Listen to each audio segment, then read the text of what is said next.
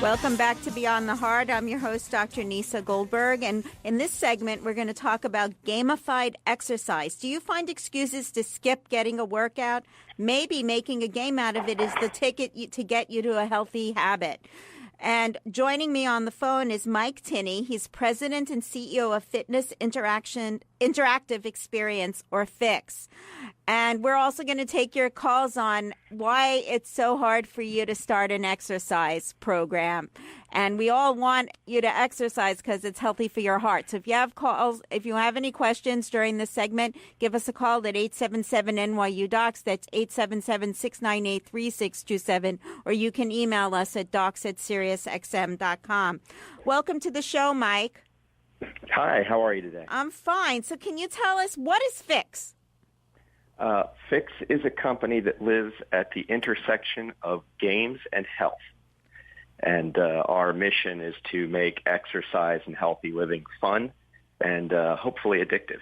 So what motivated you to start this company? I was training for a 10K. We have the world's most populated, most participated in 10K here in Atlanta, which is where we're based every year, called the Peachtree Road Race. Okay. And I run it regularly. And one year I just didn't quite have my mind in the right gear to prep consistently for it. And I started just a series of interconnected thoughts that related to my career, which was in video games. Okay. And I hashed out a loose architecture for a game-based solution to help me be more consistent with my habits. And now a few years later, what we offer the public is vastly different from what I had initially imagined, but that was the kernel of the idea. So how, when you talk about gamification, so you make it like a video game? Yeah, we have a variety of challenges. We primarily sell our services to companies in the corporate wellness category, and we have a variety of health challenges. Our most popular one is a highly gamified experience where employees are divided into teams, and it's a step-based challenge, and you're being chased by zombies across the screen. And the faster you move across the screen is determined by the total number of steps that your team gets, and we log that through a pedometer. And so you're literally walking every day to stay ahead of these monsters that are chasing you. Okay, that's funny. That's great. So you do more like corporate wellness programs. We do, and that was a little bit of a business decision. Sure. In that, there's some studies that suggest that only 5% of the population in the United States is meeting the Department of Health's recommended standards of activity, about 150 minutes a week. And the two entities that are invested in a person's health is, of course, the individual and also the entity that pays them for their time. So if an individual is not able to reach a motivated state to become more active, then kind of the second line of defense is their employer, who also has a vested interest in the health of their employees. So we made the decision to focus on that as our marketplace because of that. So now, what if, people, it's really funny because most people don't equate video games with activity. So, it's this tracks the food activity, the zombies work. Yeah. So tell us about sneaky. We're a little sneaky, like a lot of video games are, and you start out just thinking you're in a walking challenge. And then by the first couple of days, you start to realize that if you track your exercise and your diet, you do better in the game. Your exercise. I get it. It's a competition. It is. It's both a race against other teams to see who can get the furthest, fastest, and it is also a kind of a race against the computer. The computer controls the pace of the zombies, so it's a prescription for distance and pace. You have a weekly total step count your team is trying to get, and in the game you're getting to the next safe house. Okay. And then there's also a prescription of daily pace. So the computer game controls how quickly the zombies move every day. Right. And then every week the zombies get a little bit faster. And eventually they start to catch some of the slower teams, and that's when the computer looks at your exercise and your diet very closely. If your exercise is good, you can escape from the zombies. And if your diet is good, you don't get sick from the zombie, the little imaginary zombie plague. Oh, the zombie plague. Okay, that's great. If your diet's bad, you can get sick and turn into a zombie in the game, and at which point you're removed from your team and you're put on your zombie team, and you get to chase your coworkers at that point. So you get to compete against your coworkers. Yeah. Somewhere around the middle of the game, there are people playing as zombies, and they are chasing down the rest of their coworkers trying to catch them. So tell me, have you done any research on this and outcomes in any of the, the people at baseline were evaluated and how much they improved? Sure, we have. So we've it's a very new product in the marketplace. We're actually just going commercially live with it this year. We piloted it in 6 companies last year. And some of the results of the pilot are that 86% of the participants walked more, 72% of the participants went to the gym or exercised more often, 64% of the participants paid more attention to their diet. I guess to give a little plug to the TV show, our Biggest Loser, quote unquote, lost 21 pounds over the 6-week challenge. So they use this. No, the TV show did not use it. No, they didn't. But saying it's similar. Popular consensus that the person that lost the most weight. I see. Was 21 pounds. I get it. Okay. So Susan from Ohio has a question for us. Hi, Susan. Welcome to the show. How can we help you? Yes, I would like to compliment your guest on the fact that he is trying to find other ways rather than browbeating people to exercise when it's just not something that they're going to do without this kind of an intervention. And I think it's an excellent idea. I've been regularly exercising for 20-some years now, and what I am seeing is with the advent of some of these philosophies, I don't really know anyone that is in the service that could say they really loved boot camp, but it was part of what they had to do.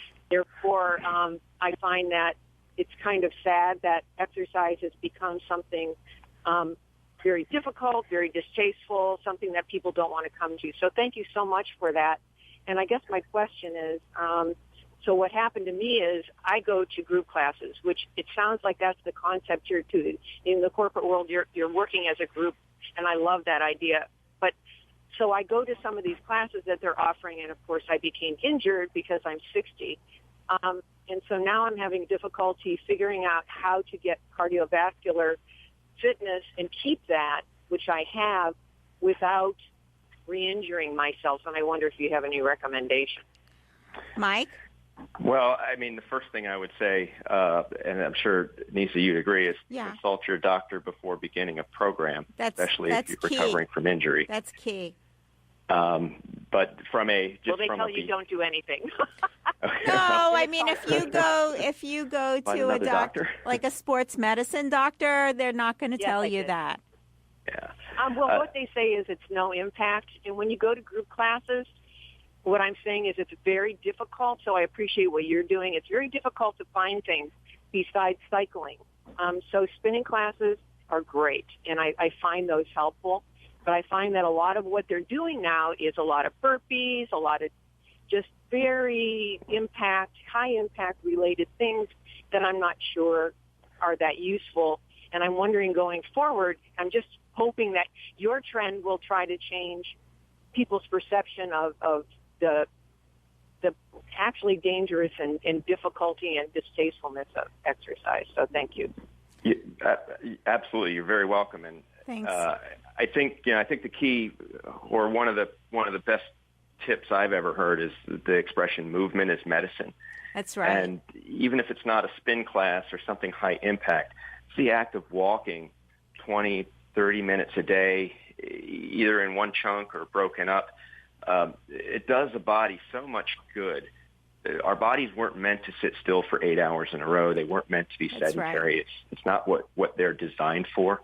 I And just, in the I just want to add, Susan, also water exercise like aqua aerobics or swimming, they're also low impact. Yes, thank you. I guess old dogs need to learn new tricks. So just, it's just that it's difficult to switch. But I am trying to. So I appreciate your assistance in knowing where to head in the next, in the next so many years of my life with the cardiovascular portion. The resistance training, all that is all easy to accomplish. It's just to get to the level, as you said, 85%. I have to be mindful of that. So thank you so much for your show and the suggestion that exercise, again, can be enjoyable, even if it's a little fun competition. Thanks so much. We have to thank Mike Tinney for that. So for those of you who have just joined us, we're reaching out to you to ask you what gets you moving, and you can call us and share your thoughts on that. Because on the phone is Mike Tinney. He's president and CEO of Fitness Interactive Experience, or FIX. He has gamified exercise. You can give us a call at 877-NYU-DOCS. That's 877-698-3627. Or we'll answer your emails if you get them in quickly on this segment at docs@SiriusXM.com. We're going to welcome Joni from California. Hi, Joni. Welcome to the show. Thank you. Yes. How can we help you? I have a question about whether or not, I'm sorry, your name again. I forgot what your name is. Mike Tinney. Mike. Sorry, Mike. I was No wondering problem. if you'd be interested in piloting a program in a school district. Very much so. So it's on our near-term list. We have so few vectors to address the growing epidemic of childhood obesity. Yes. If we would love an opportunity to talk to a school district. We did a pilot, one of our pilot companies for a Step Ahead Zombies, which is the challenge that we've been running most often, was a private school, but we just did the challenge for the faculty. So if you're talking about a pilot that included something in a classroom, we'd be very interested in discussing that. Okay, great. So how would I contact you? I'm also interested in the component of the faculty too. I think it would be great. It shows good modeling for the students to have the faculty be involved. Mm-hmm. It's a community effort, as you know, to make sure that everyone's on board. So I'm very interested in talking to you about that. So how would I get a hold of you? You can find all of our information on our website, sittingisSmoking.com. Good one. Okay, thanks. I'm a health teacher, and I'm also on the wellness committee of our district. So I'm so excited to hear your program. I think it's a great idea. I'm also a personal his program is very innovative, and I think we'll get more people to exercise. We need to present exercise as, not a chore.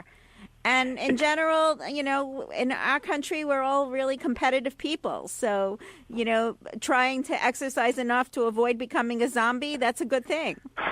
It's funny. Yeah, we don't like to lose, but we're very choosy about how we go about that as a culture. And it's pretty clear that we don't have a knowledge problem in this country. We have a behavior problem. Sure. People know the donut is bad for you.